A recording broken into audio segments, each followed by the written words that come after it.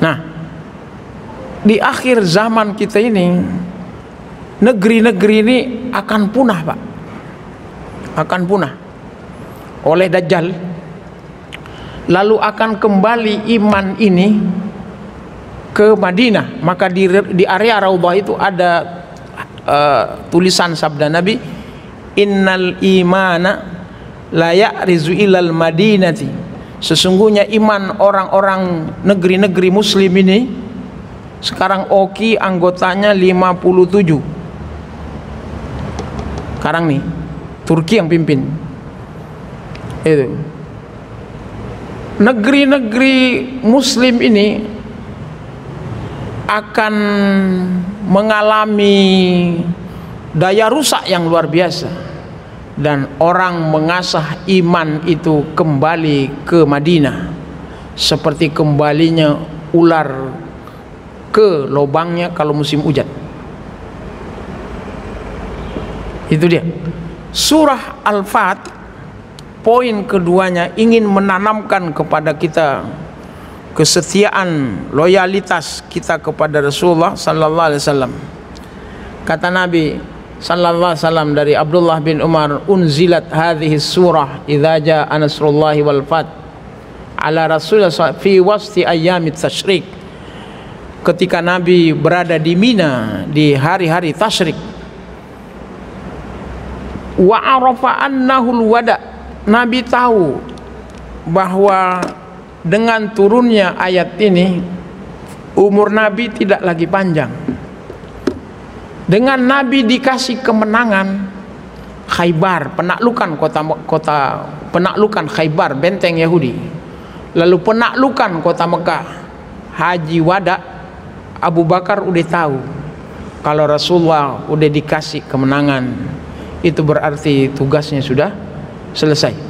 Abu Bakar adalah orang yang tahu tentang itu.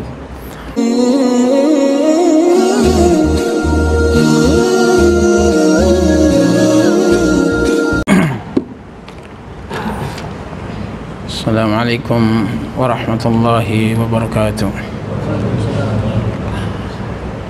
Alhamdulillah alladzi arsala rasulahu bil huda wa dinil haq liyudhhirahu 'ala ad-dini kullih wa kafa billahi shahida. Asyhadu an la ilaha illallah wa asyhadu anna Muhammadan abduhu wa rasuluh. Amma ba'd. Bapak dan saudara sekalian, surah Al-Fat, surah ke-48, dan suratun Nasr, surah ke-110, oleh ahli-ahli tafsir disebut sebagai suratul Taw'am, surah kembar. Surah kembar. Saya ingin cerita dulu sama kita tentang Ma'rad yang berada di sebelah kanan, ya, sebelah kanan Masjid Nabawi. Proyeknya Syekh Sudes di kota Madinah. Ma'rad Quran, semacam museum, ya, museum Quran Asmaul Husna. Di dunia Islam kalau kita nonton para syekh membahas tentang misalnya Mausu'ah, ensiklopedia Asmaul Husna, di masjid orang nih hubungannya ini ada Asmaul Husna. Saya belum lihat ada satu kajian mengenai pembedahan nama surah, Pak. Di bedahnya Asmaul Husna, udah lama kita tahu, banyak buku yang terbit untuk itu, banyak ustadz yang ceramah soal itu. Tapi yang pidato, yang ceramah, yang mengkaji soal ensiklopedia surah 114 itu hanya dalam kajian-kajian kitab klasik. Misalnya ada kajian namanya munasabah. munasabah kata Betawi. Akhir surah sama awal surah berikutnya. Jadi ada 3 surah, surah sebelumnya, surah yang sekarang dengan surah yang berikutnya. Itu dicari benang merahnya apa? Benang merahnya apa? Kajian ini bernama dengan kajian munasabat, kajian korelasi antara surah dengan surah atau antara ayat dengan ayat. Contoh lain, kita punya surah ke-37 As-Saffat, Saf-Saf. Kita punya surah juga As-Saffat setelah surah Yasin, surah As-Saf. Jadi ada surah As-Saf, ada surah tentang Saf, ada surah tentang Saf-Saf.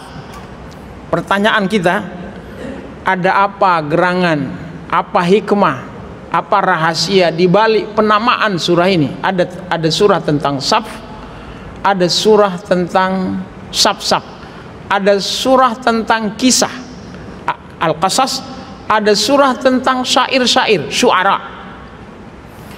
Ini perlu kajian akademik yang mendalam supaya kita sebagai pembaca Quran, kitab suci kita, kitab suci yang terakhir, kitab yang mukjizat, kitab masa depan ini memberikan kepada kita tidak saja informasi, tidak saja langkah perjuangan, tidak saja peta jalan ke depan, tapi juga kunci, Pak.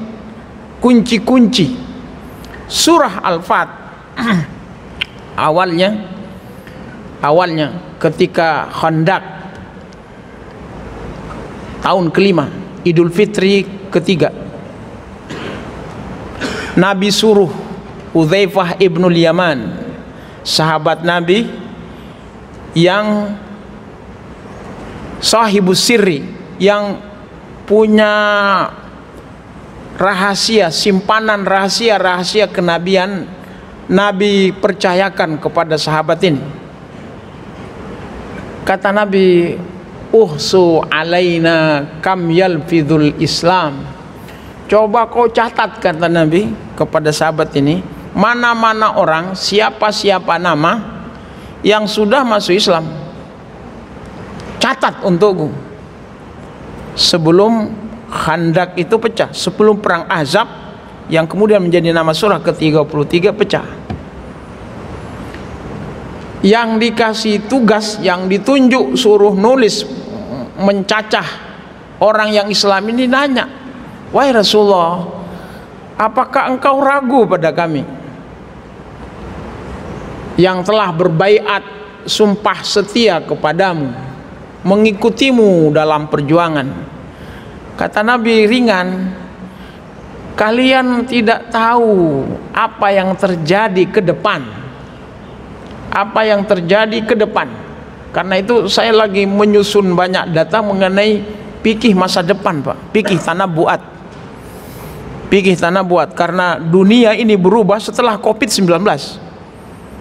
Itu. Tapi kita biasa aja gitu. Biasa aja. Nah, kata Nabi, tulis untukku, cacah, suli. Kalian melakukan cacah jiwa.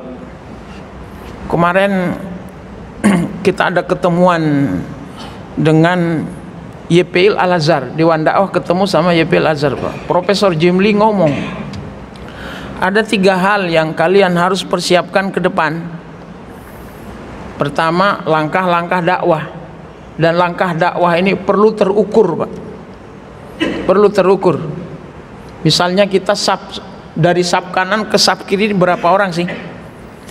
Ke saf belakang kita sholat zuhurnya berapa, sholat Jumatnya berapa?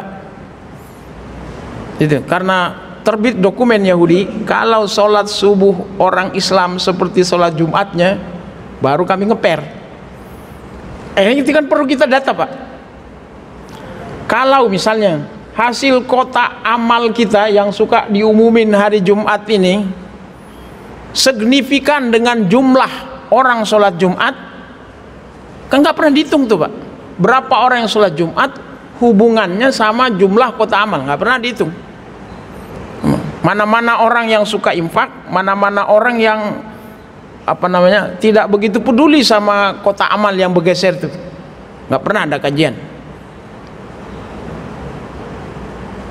Lalu dari kami catatlah jumlah sahabat, kata Hudzaifah, ada yang mencatat 600.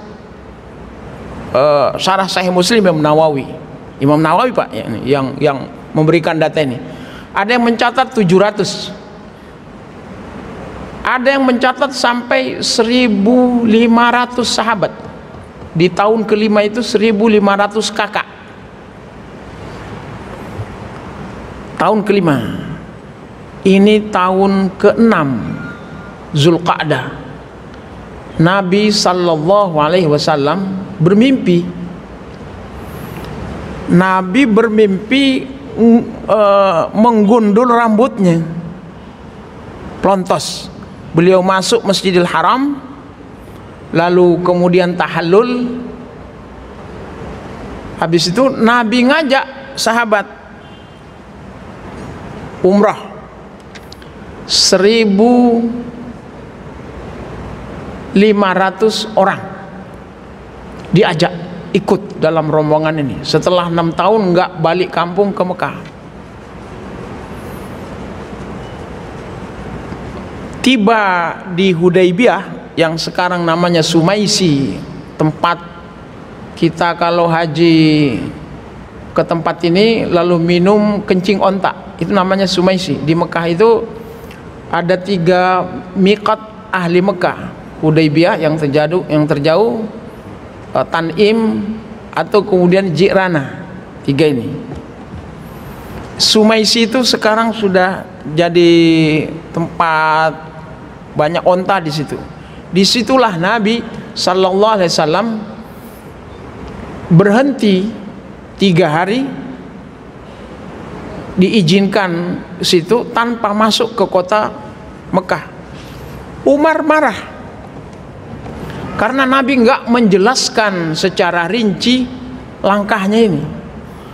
Lalu aku membikin, kata Umar, semacam sok-sok terapi biar Rasulullah itu ngomong banyak. Beliau membocorkan strateginya. Tapi aku khawatir, kata Umar, turun ayat kepadaku karena kekurang ajaranku pada Rasulullah sallallahu alaihi wasallam. Maka aku menjauh. Setelah itu malam ketiga di tempat ini, Rasulullah suruh panggil Umar. Panggilkan untukku Umar yang menyaksikan langkah Nabi sallallahu alaihi wasallam terkait mimpinya itu. Kata Nabi sallallahu alaihi wasallam, wahai Umar, tadi malam turun kepadaku satu surah, nazalat alayya ayatan hiya ahabbu ilayya minad dunya jami'an. Satu surah yang aku lebih mencintai surah itu dari dunia dan segala isinya. Umar bin Khattab adalah orang yang pertama sekali mendengar secara langsung dari lisan Rasulullah surah Al-Fat ini. Kalau kita hubungkan pembacaan surah Al-Fat ini dengan Umar pulalah orang pertama yang Nabi inginkan agar dia masuk Islam. Allahumma a'izzal Islam bi umaraini wa kana ahabbu ila Umar bin Khattab radhiyallahu anhu. Umar itu orang ke-40 masuk Islam yang Nabi doakan kepada Allah Subhanahu wa taala. 40 jumlah orang. Lalu Nabi bersabda ketika jumlah sahabat 124.000 di padang Arafah Haji Wada itu. Apa kata Nabi? Lau kana ba'di nabiyyun lakana Umar bin Khattab radhiyallahu an. Andaikan ada nabi setelahku, Umar bin Khattab itulah orangnya. Tapi tidak ada nabi setelahku, kata Nabi. Apa rahasia ketika Nabi berdoa kepada Allah agar Umar masuk Islam? Apa rahasia Nabi agar kalau ada nabi setelahku, Umar itulah orangnya? Saya ingat ini ketika ziarah Raudhah kemarin, Pak. Ziarah Raudhah ini sekarang jauh, Pak. Waduh, luar biasa, pagernya itu apa supaya tidak macet apa bagaimana gitu. Lalu orang Syiah itu nggak mau ziarah Raudhah. Syiah kita ziarah Raudhah itu dari yang selalu kita lakukan dari gate 1 yakni Babus Salam keluar ke gate Baqi Gharqad. Syiah nggak mau masuk ke area ini. Kenapa? Karena Abu Bakar dan Umar itu bagi mereka adalah berhalanya Quraisy. Nggak mau. Kalau mereka lewat jalur yang biasa dilalui kita itu, maka dia akan melewati kamar Aisyah, sedangkan Aisyah bagi mereka itu pelacur. Akhirnya Syiah itu ziarah dari gate Baqi Gharqad, Pak. Di luar, hanya nengok gini mereka itu. Dari luar. Nggak mau melewati view Raudhah, nggak mau. Tapi Syiah itu luar biasa setianya sama mulahnya, Pak. Itu kita pembimbing nih sekali nganter jamaah ke Masjidil Haram, ke Ka'bah, habis itu ditinggal kita. Kata orang Minang, karajo samo-samo, kata orang Minang, makan sorang-sorang. Itu kita. Karajo sama-sama, makan sorang-sorang. Tapi kalau Iran enggak, Pak. Iran enggak. Iran itu luar biasa taatnya sama mulahnya. Abu Bakar ditaati karena kelembutannya. Umar ditaati karena ketegasannya. Tapi Nabi bilang, andaikan ada Nabi setelahku, Umar orangnya. Artinya Nabi lebih rapat dalam soal penunjukan peta banyaknya orang Muslim ke depan itu dengan Umar bin Khattab radhiyallahu anhu. Ini persoalan pertama surah ini. Yang kedua,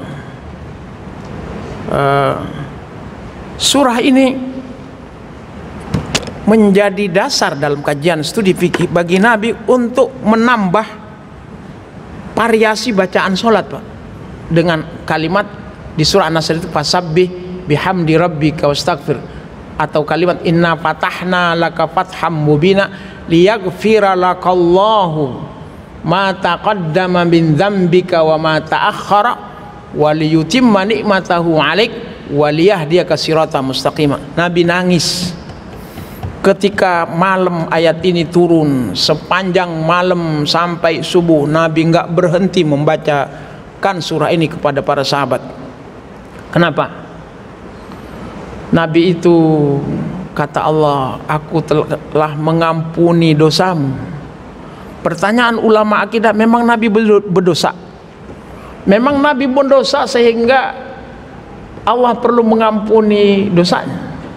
Dalam kajian akidah, Nabi itu maksum, Nabi itu terjaga dari dosa. Tetapi mengapa Quran bilang liyaghfira lakallahu ma taqaddama min dzambika wa ma ta'akhkhara? Apalagi kita, Pak, apalagi kita yang jauh masanya dari Nabi sallallahu alaihi wasallam, para sahabat sebagai murid Rasulullah, dan Nabi sendiri yang diampuni dosanya. Kalau Umar meninggal dunia, dia pergi ke Ibnu Abbas, wahai Amirul Mukminin, kenapa engkau ragu atas ajalmu? Bukankah Rasulullah sudah ridha kepadamu? Ada 10 sahabat yang di Masjid Nabawi itu namanya ditulis, Pak, di area Raudhah itu. 10 sahabat yang dijamin masuk surga itu. Itu yang Rasulullah ridhai. Dan umumnya yang Allah ridhai yang 10 itu adalah sahabat muhajirin. Kata Ibnu Abbas, wahai Umar, bukankah Rasulullah sudah ridha kepadamu? Nabi diampuni dosanya, sahabat diridhai oleh Rasulullah, maka ada radhiyallahu an. Lah kita dalam surah Al-Fajr itu ya ayyatuhan nafsul mutmainnah irji'i ila rabbiki radiyatan mardiyah. Maka itu saya bilang sama jamaah kita di Masjid Nabawi, kalau kalian baca tahiyat, ketika kalian mengucapkan assalamu alaika ayyuhan nabiyyu wa rahmatullahi wabarakatuh, berlakulah seperti Bilal yang ketika Nabi meninggal dunia azan asyhadu anna Muhammadar Rasulullah. Bilal nggak bisa menahan emosi jiwanya sehingga dia semaput. Ketika ditanya kenapa kau semaput, dia bilang ketika aku ngucapin nama Nabi ini orangnya sudah meninggal dunia. Gitu. Begitulah Rasulullah sallallahu alaihi wasallam ketika juga meninggal dunia. Wahai Anas, kata Aisyah, bagaimana perasaanmu menaburi pusara Rasulullah dengan pasir yang engkau sekian puluh tahun bersamanya? Nangis Anas bin Malik digituin oleh putri Rasulullah sallallahu alaihi wasallam. Nah, di akhir zaman kita ini negeri-negeri ini akan punah, Pak. Akan punah oleh Dajjal. Lalu akan kembali iman ini ke Madinah. Maka di area Raudhah itu ada tulisan sabda Nabi, innal imana la ya'rizu ilal madinati.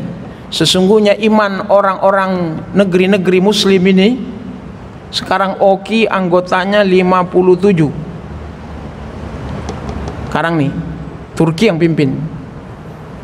Itu negeri-negeri muslim ini akan mengalami daya rusak yang luar biasa, dan orang mengasah iman itu kembali ke Madinah seperti kembalinya ular ke lubangnya kalau musim hujan.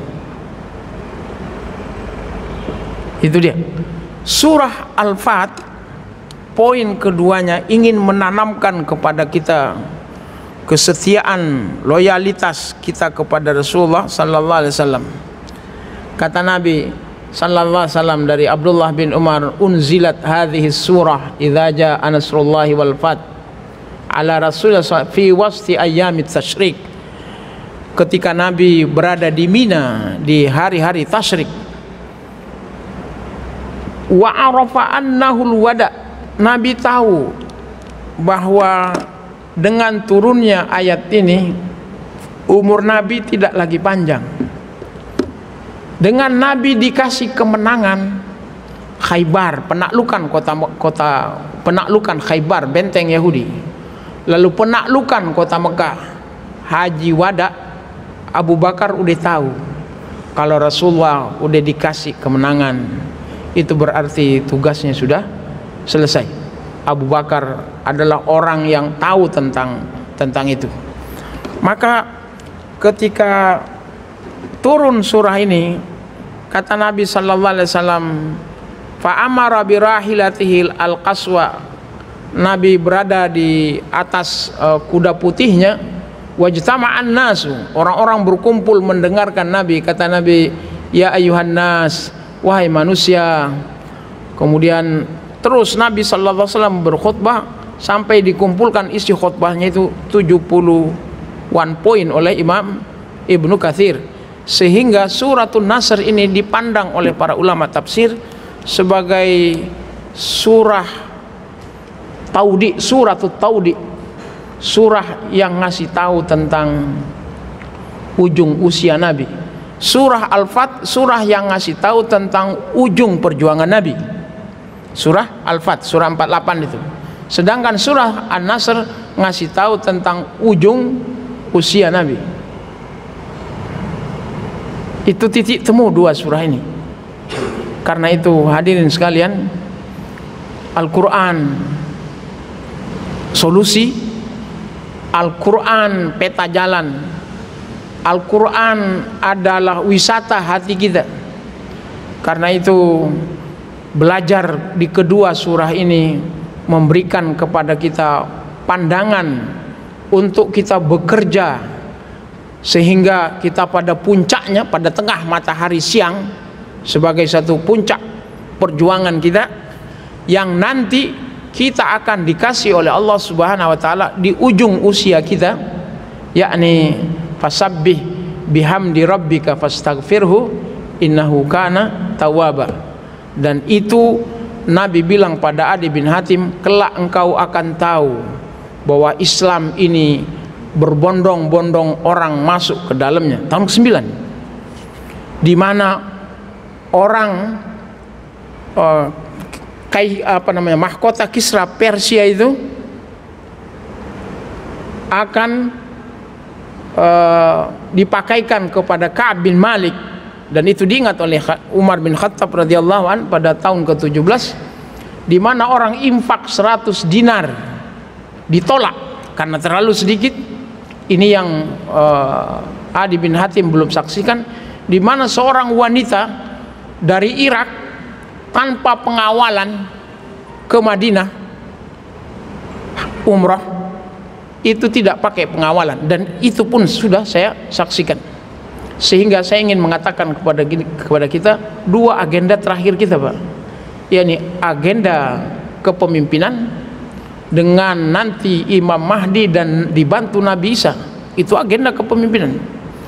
Agenda yang kedua adalah agenda di mana Islam ini akan dianut, akan menjadi negara, akan menjadi populasi paling besar. Sekarang Oki 57, populasi orang Islam nomor 3 di antara agama-agama yang lain. Tapi nanti dengan visi, kalau kita ketik di Google Ka'bah 2050, Ka'bah 2050, itu petanya akan jadi lain.